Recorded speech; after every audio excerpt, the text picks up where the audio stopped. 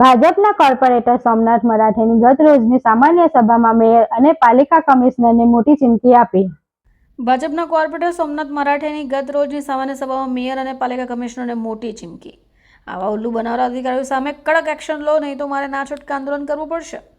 ભાજપના કોર્પોરેટર સોમનાથ મરાઠે દ્વારા 2021થી 25 દરમિયાન વોર્ડ નંબર 24 ઉધના વિસ્તારમાં 55 સોસાયટીઓમાં નવેસરથી ગટર લાઇન નાખવા બાબતે રજૂઆત કરાઈ. અરજીઓ ઘણીવાર થઈ. તત્કાલીન ઝોનલ સુજલ પ્રજાપતિ દ્વારા ફક્ત ને ફક્ત મેન્ટેનન્સ થશે, લાઈનો નહીં નખાય. બીજા ઝોનમાં નવી લાઈનો તમામ કામો કરાતા હોય છે, પરંતુ ઝોનલ મુજલ પ્રજાપતિનું અલગ નીતિ, ખોટો જવાબ હંમેશા સામે આવે છે. ગટરની પાઇપો, ગટરની લાઈનો નવી નહીં નાખવામાં આવતા હવે અમૃતનગર સહિતના વિસ્તારોના ઘરોમાં કલરવાળું પાણી અને ગંદુ પાણી આવી રહ્યું છે.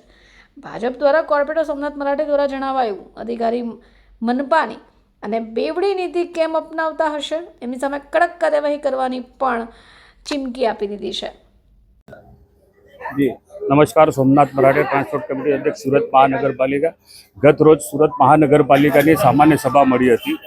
આ સામાન્ય સભાની અંદર મારો જે વિસ્તાર છે ઉધના વાર્ડ નંબર 24, આ મારા વાર્ડની અંદર 55 જેટલી સોસાયટી 2021માં હું અલગ અલગ સોસાયટીના પ્રમુખો સાથે મારું ભલામણ સાથે અમે જે અરજી કરી હતી, અને હું સતત 3 વર્ષથી જે તત્કાલીન અહીંયાના કાર્યપાલક ઇન્જિનિયર સુજલ પ્રજાપતિ એની સામે હર હંમેશા અવાજ ઉઠાવતો આવ્યો છે.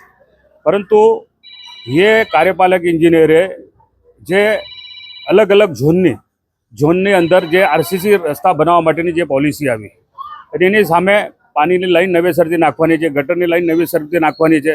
અમે 55 સોસાયટી એવી રીતે મૂકી હતી. 55માંથી 10 સોસાયટીના અમારા આરસીસી રસ્તા બની ગયા, પરંતુ ત્યાં પાણીની જ લાઈન બદલાઈ અને ગટરનો મેન્ટેનન્સ થયો.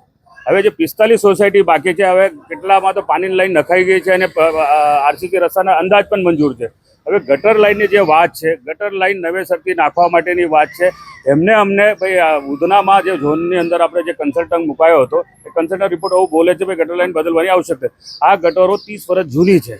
તો બાજુના ઝોનમાં, સેન્ટ્રલ ઝોન હોય કે લિંબાયત ઝોનમાં, એની અંદર નવેસરથી આરસીસી રસ્તા બનાવ ત્યારે ગટર લાઈન નવી નાખાશે.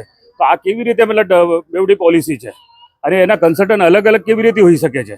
તો આ ખાલી આ સુજલ પ્રજાપતિની મનમાની હતી. એટલા માટે હું રજૂઆત કરી છે. અને અહીંયા જે અલગ અલગ સોસાયટીની અંદર મારા વિસ્તારમાં જે કલરનો પાણી આવી રહ્યું છે, ગટરીઓ પાણી આવી રહ્યું છે, અમારા જે મતદારો છે એ ત્રાહિમામ છે.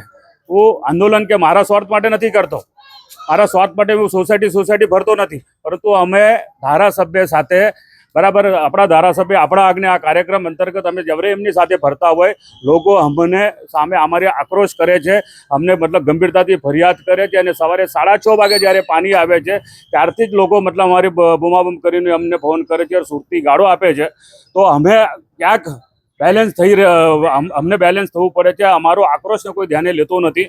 એટલે હું આ ગંભીરતાથી રજૂઆત કરી છે, આવા અધિકારી સામે સખ્તમાં સખ્ત પગલાં લેવાય. આ અલગ અલગ નીતિ કેમ, એની પણ તપાસ થાય, અને અમારો જે સમસ્યા છે, આ સમસ્યાનો નિકાલ નહીં થશે, અધિકારી પર પગલાં નહીં થશે, તો મારે ના છૂટકે હજુ ઉગ્રતાથી મતલબ વાત કરવી પડશે અને આ સમસ્યા માટે લડવું પડશે.